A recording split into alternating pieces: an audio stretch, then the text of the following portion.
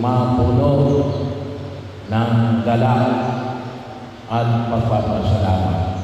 Hindi lang mo yung pag-awit na ang puso ko ay nagpupuri sa Diyos.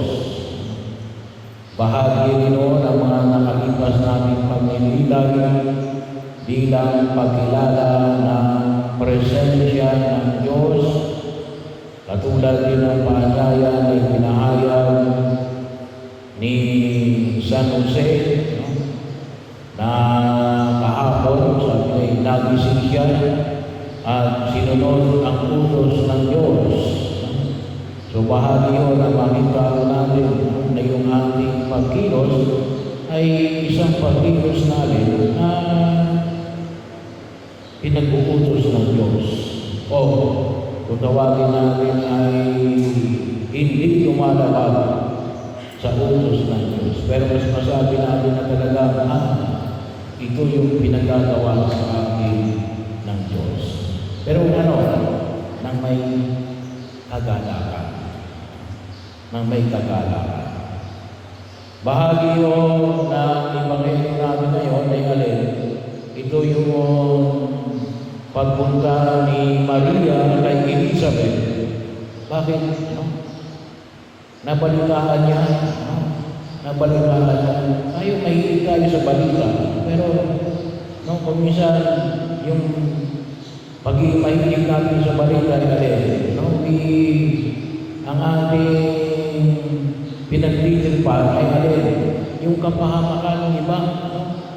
Hindi, si Maria, yung kapag sinabi natin mabuting balita, siya ay bahagi yun ng ng pag-ilis na nung nalaman niya ang kanyang pinsang si Elizabeth ay nagdadalang tao sa gitna ng kanyang kalantaan. Anong ginawa niya? Nagmamadali siyang pumunta sa kabulutan ng Judea para tulungan ang kanyang pinsang si Elizabeth. Kaya bahagi yun na kung saan nakita natin yung kagalakan ng paglilingkod, kagalakan ng ating pagsunod sa kalooban ng Diyos. Hindi yung napipilitan, hindi yung dala-dala natin yung ating paa. Bahagi yun. Sana makita natin na kung tawagin natin ay pagkilos natin enthusiastically. Pagkakataon na maging damdamin ng bawat isa sa atin at maliwanag na pagkilos. Kaya di po sa unang pagbasa, nakita natin sa unang pagbasa na sa aklat ni Samuel, dala-dala ni Ana, Dala-dala ni Ana, sino? Si Samuel. Kasama kasama ang ilang mga handog. Ano yung mga dinala niya? Isang toro, 3 taon, 36 na litrong harina, at isang pitsil na alak. Bakit? Kasi yun na yun. Hindi lamang yun ang handog. Yun na yun. Simbolo ng pagkahandog. Sino talaga yung hinahandog?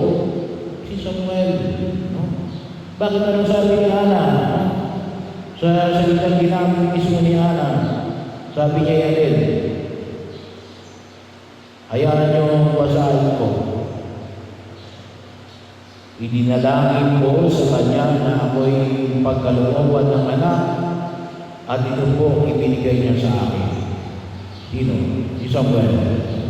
Na later on, nakita natin na naging propeta si Samuel. Kaya naman po, inihahandog ko siya sa Panginoon upang maglingkod sa kanya habang buhay. Pagkatapos ito, nagpuri sila sa Panginoon. So bahagi ko na makikita natin yung tunay na pagpapasalamat sa biyaya ng Diyos, hahantong sa paghahandog. Pagkakataon na kung saan ay makita po natin. Pero kung mapapansin natin, yung mismo sa banal na misa, meron tayong offering. No? Yun ay kasama ko yun. No? Yung inyong ibinibigay, ay bahagi lamang ko yun. Yun ay, kung tawagin mo natin, ay hindi lamang bahagi ninyo, ngunit kanin. Kung may kilala sa inyo, at sana po, ano, yung sa ating magbibigay ay alin, yung ating iniaalay para sa ipamimigay natin ngayong Kapaskuhan, ay sana po ay makita natin alin ito ay alin, may kagalakan ibinabahagi. No? Hindi o lamang napipilikan. No? Sana makita natin yung pagpapasalamat, no? Na humahantong sa maligayang pagbibigay ng sarili. So yung mga ginagawa natin ay kung tawagin natin pagpapakilala lamang. Pero sana, no, maramdaman natin alin yung ito ay alin, napupuno tayo, no, ng kagalakan. Hindi lang sa pagkalat, nahiya tayo sa ating mga katabi. No? Hindi kaya ay nahiya tayo sa ating kapwa. Bawat kapag-taon, huwag niyong umitindihin sila, pero nawa makita natin na alin, na tayo nagagalak sa ating mga ibinabahagi. Aguntusin nga po, ano, yung ibinigay ni Ana ay alin, yung kanyang anak para maglingkod sa Diyos. Bagaman daw aguntusin talaga dapat ako sa talagang maglilingkod sa Diyos sa yung kanyang sarili. Pero sabi nga natin, kung hindi naman gusto ni Samuel, pwede naman siya pumayaw later on. No? Pero hindi naman yun ang nakita natin. So, yun yung hamon na ipinapahayag sa atin ng Pumay Kapal. No? Sa anong uri na pagkilos na ito. No? Kaya rin sana rin maging bahagi na rin ng ating sistema. Lalo kasama na yung second collection natin. No? Na ito'y paanyaya na rin, no? Na makita natin yung ating bahagi ng misa. It could be the first collection or it could be the second collection natin. Yan ay banal, no? Kaya hayaan natin matapos yung second collection. Kaya bahagi rin mo yun, na hindi rin ako mag-isimulang madalangin hanggang hindi natatapos yung second collection. No? Kasi pag magdarasal tayo, habang nangongolekta, ay parang hindi rin natin pinapahalagahan, no? Yung pagbibigay na ibinabahagi ng bawat isa. Kasi sana po makita natin yan, no? Na ang pagkilos, hindi lamang mo sa bahagi ng misa, ngunit yung ating pagkilos, yung ating pagtugon sa panawagan ng Pumay Kapal, sa mga gawain. Kahit na ako ngayon, lalo-lalo na ngayon yung mga tawagin natin. Sabi nga, kung minsan, iba ngayon, bakit yung mga millennial ngayon, ay madaling magpalit ng trabaho. No? Bakit? Kapag hindi sila masaya, pinapalitan nila yung kanilang trabaho. So, ganun din. Hindi pwede na tayo naglilingkod sa Diyos. Pagkatapos, hindi tayo masaya. No?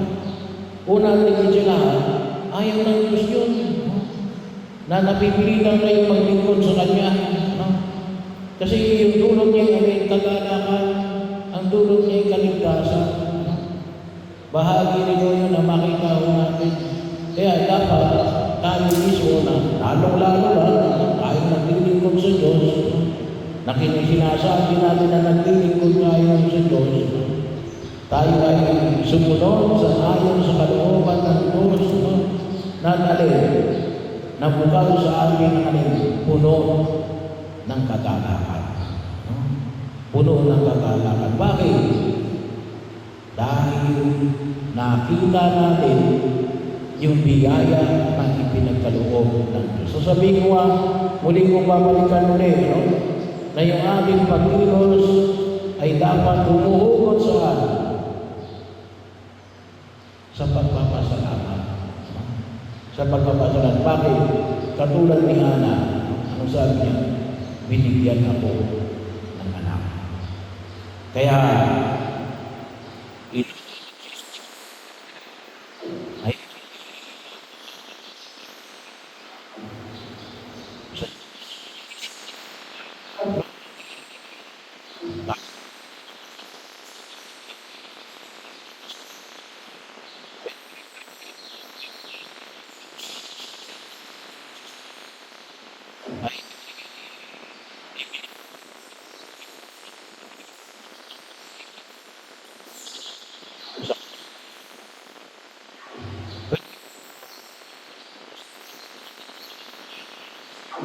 na mag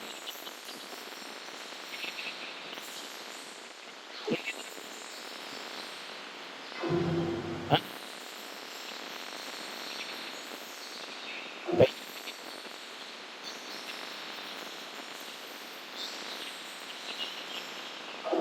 What? Ha?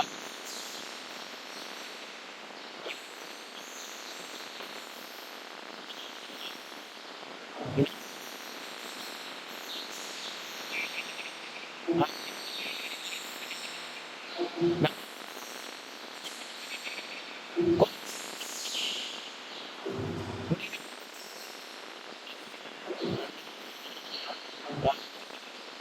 ah, nas, ay, ba, ta, ma, sa, ah, ga, at,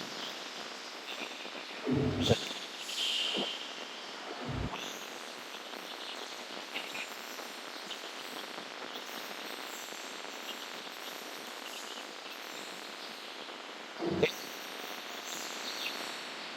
tas, da,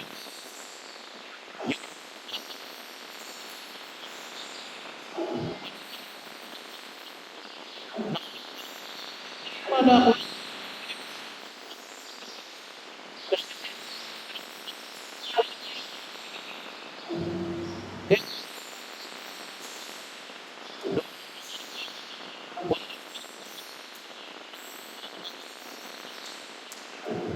y- da,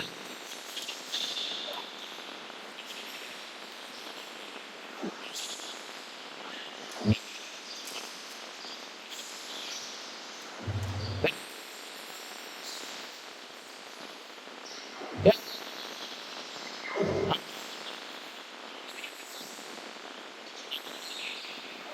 na,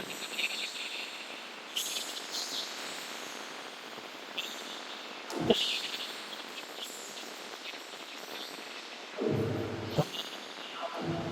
ng puno ng pagpapasalamat at pagpupuri dahil nakikita niya ng pinagpala siya ng Diyos. Pinagpala siya ng Diyos. At tayo ay pinagpapala ng Diyos. Huwag natin kalimutan. Kaya tayo nagbabahagi sapagkat pinagpala tayo ng Diyos.